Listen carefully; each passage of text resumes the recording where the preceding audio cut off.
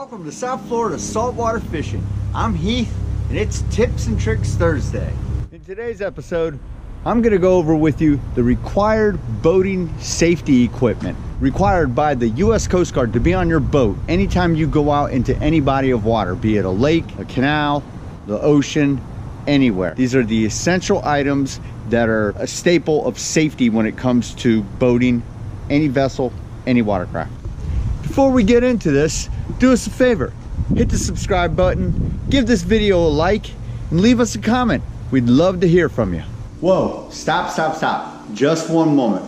Before we continue any further, I want to let you know all the information that you're about to hear is readily available on www.unitedmarine.net. That's where I got this information from. So if you're looking for it, it's very hard to find through the Coast Guard website. That's all about recruiting and everything. But if you're looking for this information, again, www.unitedmarine.net.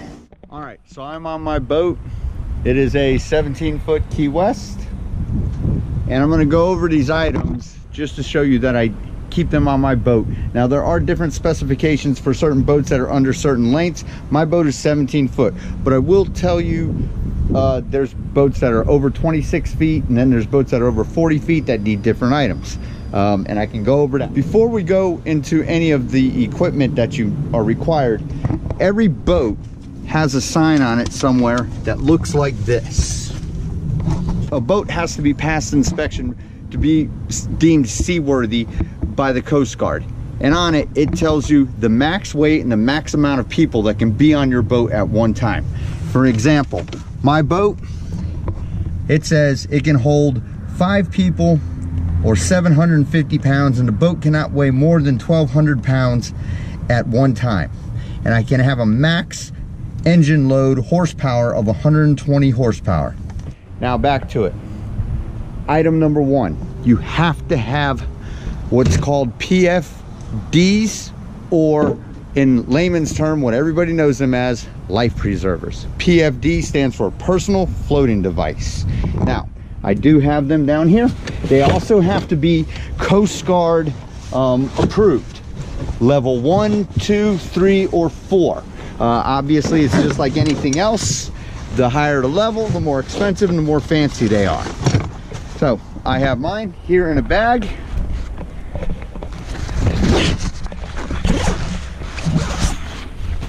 I have 3 of them. They're from West Marine. These will hold an adult weighing over 90 pounds. And then I also have some children's life vests in here also. This is where I keep all my anchor and everything, my dive flag and everything. Any PFD will do, as long as you have them. I have a total of 5 life preservers and a throwable cushion on my boat. It's always good business to have this throwable cushion, and you have to have it readily available in case somebody goes overboard or something and you need to pitch it to them. You can do it in a timely manner and save a life. You are required to have 1 life preserver per person on your boat at a time. So if you have 5 people, you need 5 life preservers. But if your boat is over 26 feet, you also need a throwable ring or cushion like what I just showed you. The Coast Guard prefers the floatable ring. And if your boat is over 40 feet, you actually need a little escape boat. Item number 2 you're required to have on your boat is a fire extinguisher, a marine fire extinguisher. So I come down here below my console, right in here, I have my fire extinguisher. For small boats, this will do just fine. Any boat over 26 feet, you have to have 2 of these. Next item that any boat needs to have is a whistle or an audible horn. This is called the audible safety feature. And the last thing you need to have on your boat at all times is visual signaling device, also known as a flare. Smaller boats, you only need them for nighttime. Larger boats, I believe bigger than 26 feet, they need to be nighttime and daytime. They can be flares you shoot in the air. They can be light up flares that you spark, or they have new LED ones that are available, which is what I have. You have to have a minimum of 3 of them. I don't have them on the boat right now because they're in my travel bag with all my documentation, such as registration. Also, whenever you go out on your boat, make sure you have your registration. Finally, there's a few other items that are optional that you should probably have on your boat. You know, they're recommended by the Coast Guard, they're recommended by any person who has had experience on the water for quite some time. A first aid kit, a VHF radio, a toolkit,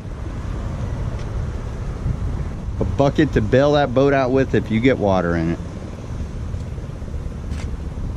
and an anchor with enough chain and rope to get you hooked to the bottom at any place that you happen to be boating around in. All right, folks, that about does it for this episode. I hope you enjoyed and learned something. And if some of my information is wrong, please let me know about it. I'd love to hear and correct myself. All right, we hope to see you next Tuesday for our Sunday showdown. Hopefully we're getting out. The wind has been ripping for the last couple of days. And if not, I'm going to do another inshore one, and we're going to hunt down some snook or some bigger fish than what we were catching this time. All right, until next time, folks, South Florida saltwater fishing, over and out.